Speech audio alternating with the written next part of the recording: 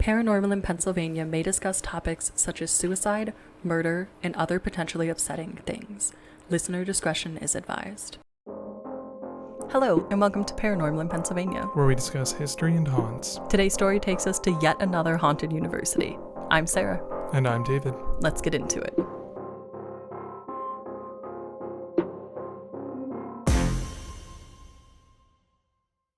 So today we are talking about Arcadia University, and this is located in Eastern PA. Have you ever heard of it? I have not. I actually considered this for college, which I feel like I've said for almost all of the universities that we've done. But I guess just Villanova I considered. Obviously, I went to Pitt. I didn't consider Bloomsburg. I'm trying to think of other universities we've covered. IUP, Slippery Rock. Oh, I didn't consider those. Okay, so maybe I don't say that all the time. Penn, Drexel. Immaculata I did, though. Anyways, I didn't know that this place was haunted. Penn State. You didn't consider Penn State. I did not consider Penn State. I can't believe you didn't consider it. And we also haven't covered that on the podcast. Just throwing it out there, I can't believe you didn't even consider it, not alone covering the hauntings yet. Mm-hmm. Is this intentional? Do you have something against Penn State? Yeah. For those that are listening and like, why do they keep mentioning Penn State? We both went to Pitt. So did Erica. And Pitt and Penn State have a rivalry. One that's very silly. Yeah, it's silly. But we don't even play each other. Right. It's not like Auburn and Alabama, which is a real rivalry. Anyways, Arcadia University. It's located in Eastern Pennsylvania, and I didn't know it's haunted until a TikTok user messaged us. And their display name was a smiling cat emoji, but I don't know what their actual username was, so I'm really sorry. But thanks for the tip, and hopefully you'll see this, and you can let us know what your username is. If you have anywhere in PA that is haunted and you want us to cover, you can message us on TikTok, Instagram, send us an email, carrier pigeon, smoke signal, whatever, because we do listen to what you guys want us to cover. Results may vary on the last two. Yeah. Well, if they could get the carrier pigeon to us. Would we know that there's a message on the pigeon, or we would just say, oh, there's a pigeon? That's true. So, Arcadia University, starting with the history, it actually started in a different location, more in Western Pennsylvania, and it moved eastward in 1925. Its very first beginnings were in 1853 as an intellectual outpost. The university continued to grow from there. Once the university made the move eastward, they worked on acquiring buildings and creating a formal campus, because since it was just an intellectual outpost before, this move was really significant in solidifying it as a formal institution. What qualifies an intellectual outpost? I have no idea. I think it's just people would meet and be scholarly and research and learn and stuff. Like at a bar? No. It was like a dedicated space. I see. So at this point, it was known as Beaver College. In 1985, the transition from Beaver College to Arcadia University began, but it wasn't finalized until the year 2000, which is crazy to me that it could take 15 years for a transition like that. Yeah, that's a lot. And I wonder what the hurdles or difficulties. Was it like a funding issue? Well, they got a huge grant to help with the funding, but I think maybe just the rebrand and everything, and I don't know. Yeah, I don't know either. This is what I'm genuinely just interested in. I'm not questioning how long it took, but... Right, and that timeline's right from their website, so... Right, that could be like a very normal timeline. Yeah. So there are a few buildings that are noteworthy when it comes to the history. The first is Grey Towers Castle, which was completed in 1898 and then later acquired by the university. It was owned by local sugar refiner William Welsh Harrison, and the castle replaced an original mansion which had burned to the ground in the winter of 1893. Can you paint me a picture of what this castle looks like? Like castle, or... It does look pretty castle-y. It kind of looks like Pythian Castle in Springfield, where it has like what could be like towers and stuff. It has like 2 towers and it's all old stone. Bastions? Yeah, sure. That's a great way to phrase it. Apparently, the Harrisons were clearly unhappy in their marriage. And when they moved into the castle, William stuck to one of the sides and one of the towers, and his wife and children went to the other side and the other tower. I mean, like, think about the size then. It's huge. I don't want to see you anymore, but because we have such a large home, you can take the left half, I'll take the right half, and we just probably won't see each other ever again. Yeah. And it's rumored that William regularly had affairs, sometimes alleged with the maids, and so who knows? But apparently the house was big enough that he could have affairs in his wing of the house. Well, once you're, not married anymore, is that still an affair? They are married. They were married. Oh, right. They were unhappily married. Unhappily married, and you're right, and just splitting the house in two. Yeah. Like truly a house divided. Yes. And one of the buildings, Hines Hall, was built on an old cemetery, and when it was built, the bodies had to be exhumed and relocated. To a different cemetery. Which never seems to bode well. Yeah, I mean, isn't there like literally a phrase like let the dead lay? Or yeah. like let the dead rest, whatever. Yes. So moving on from the history of the buildings to the paranormal story. We know that there's this significant family. We know that there's a graveyard involved. There's a lot of possibility for hauntings here. And there are said to be multiple haunted buildings within this campus. Of course, the most famous is the Grey Towers Castle. That's Sure. the most famous building on the campus. But there are also hauntings allegedly at Hines Hall, again, built on top of a cemetery. Who's surprised? But also Dilworth Hall and Murphy Hall. So we'll start with the castle. We know that a fire destroyed the original castle, which was called Rosedale Hall. Additionally, there was the death of Harrison, the previous owner, inside the castle, who died of a heart attack. Sad. All reasons that this could be haunted. So is he one of the proposed hauntings we're about to get to? He is one of the proposed hauntings. Oh. He is said to be there. But what's interesting, it's also said that the Harrison children are there. Not as adults spirits, but as child spirits. And I know you have a special love in your heart for any child ghost. Only if it's something that's masquerading as a child ghost. Yeah. Well, this is interesting because it's allegedly the Harrison children. And when I was researching this, I actually researched the hauntings first and then the history. And I thought, oh, the Harrison children are there because they had such a happy childhood. But I wonder if that's true, given what we know about the Harrisons. Yeah, that doesn't sound like necessarily like the workings of a super happy childhood. Not at all. So I do wonder why they're there. And I had thought, okay, so maybe William's there because his kids are there, but it sounds like he doesn't really care about them. So I don't think those two are tied at all. I mean, do we have like records of who was buried at the graveyard that was usurped? Could it have been a bunch of children? That's a really good point. No, we didn't. I didn't see anything about who was buried there. But that was under Hines Hall, not under Grey Towers Castle. But are you saying they could have just picked any location to relocate to?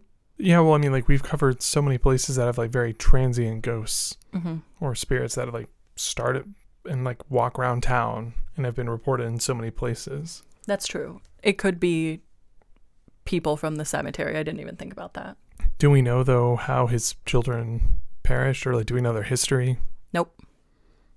Okay. Nope. Not many facts on them. The other thing is Mrs. Harrison is said to haunt the castle, which is such an interesting dichotomy to me because they didn't like each other in life, but they're stuck there maybe in the afterlife together. It's like a punishment, you think? Yeah. Interesting. Or what if like before they died, they rekindled their love?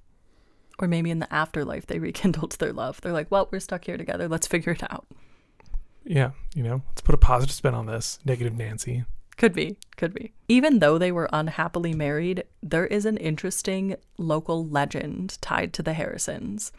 There is one room in this castle that's called the Mirror Room.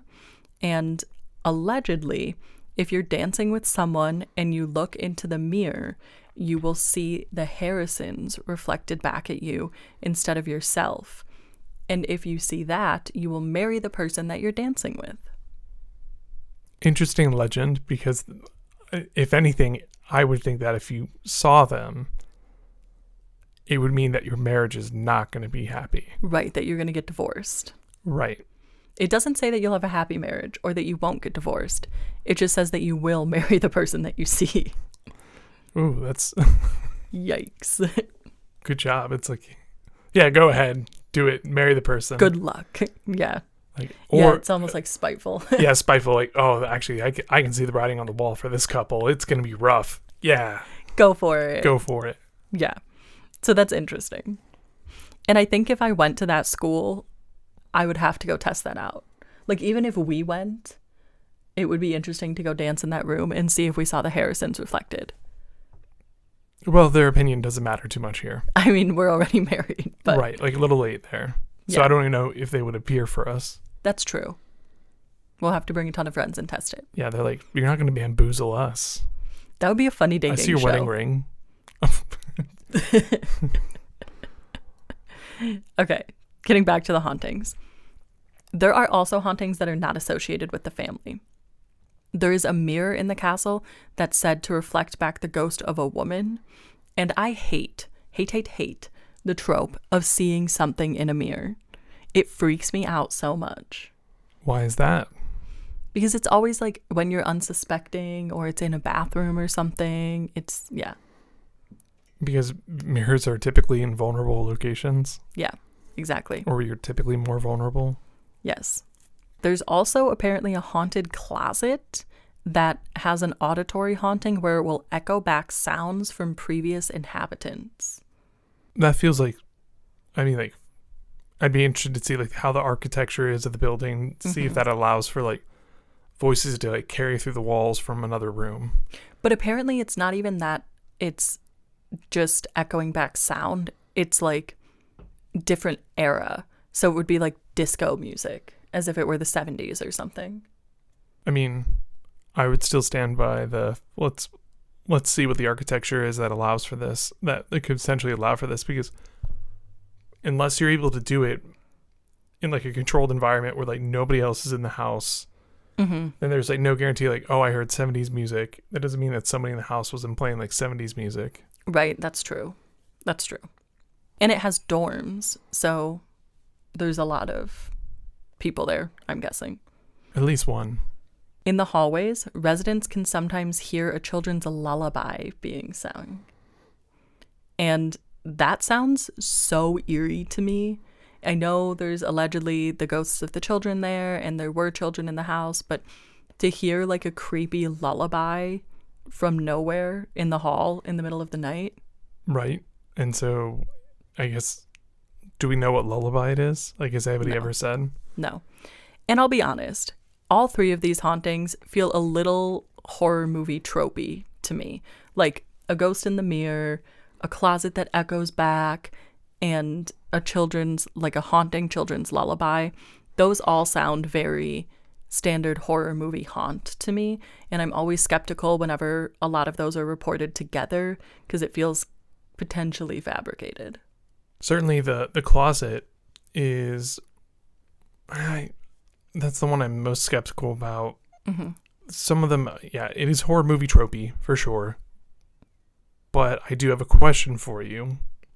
If we were to do an investigation of this place, could I get you to walk down the hallway singing nursery rhymes? I don't know. To try to, invoke some interaction with children. I also don't know if I would look in the mirror. But let's wait to get to that. There are more hauntings. Spooky. There is one spirit that seems to roam campus, but is linked to the Harrisons, and her name is Abigail. She appears as a woman dressed in, quote, old-timey, end quote, very nonspecific, clothing throughout campus. And she was a friend of the Harrisons, like I said, who allegedly jumped to her death from the castle after her parents ruined her plan to elope with a stable boy named Toby, because she was aristocratic and he wasn't. He was a stable boy. Interesting. And here I thought you were going to go like she was one of the people having an affair with the husband. No. With Mr. Harrison. Nope. Huh? And so she's seen in multiple locations, the castle, different buildings, even just walking around. But there are certain bridges on campus that if you cross at night, apparently streetlights will flicker. And the local legend says that it's Toby and Abigail trying to find each other in the night. Well, cute. Me and electricity are always like bad wiring. Something wrong, like street light. Especially an outdoor street light. Right, where like environment can certainly be having an effect on it. See, I just think it's cute though. It's like, oh, It is very cute. Don't get me wrong, but I'm like, but you're skeptical. I'm like, no, why'd it have to be electricity? Yeah, it's like, yeah. So remember Heinz Hall, built on top of a cemetery. We know that never seems to bode well for hauntings. Like you said, the dead are best left resting. And people report strange feelings here, and many see ghosts here. It just says generic ghosts. And something that I wonder is what you said about the transient spirits. Could it be that these other spirits that we're seeing are the people from the cemetery, and they're just confused now because they've been moved? Yeah, so my take on it would be, were they properly moved and reburied elsewhere? Or like, what happened to those corpses? Yeah, I don't know. The dead buried there, were they properly reburied? If not, then I could totally explain why they're restless and are walking around, right? Yeah, and even if they were reburied properly and everyone did everything right, you've still disturbed their body. Right. And we know that that can have a ton of effects. So the final two haunted locations are Murphy and Dilworth Halls, and they seem to be haunted by two of the same spirits, and that's two little boys. One spirit is named Max, and he's said to be a trickster that likes to play jokes on people that live in the halls by moving items. He's known to move furniture, and he specifically likes to play with phones. Here's where it gets, to me, terrifying. People have reported waking up to photos of themselves sleeping, which is attributed to Max taking the photo. Apparently, this can happen even if your phone is dead. When you charge it, the photo will be there. Could be a college prank. Right. So the thing with this is it's really hard to separate what was actually like a paranormal event and how much is like college kids playing pranks on each other. Absolutely. To like keep the legend alive. But like, oh, right, Toby? Max did it. So that's where I'm at with this one. But I'm like, it is kind of cool. Like, but also a little, maybe smidge creepy that the little boy likes to take photos. Well, he probably doesn't. He might not know what the phone is. Think it's cool. Like, I feel like kids love phones. Yeah.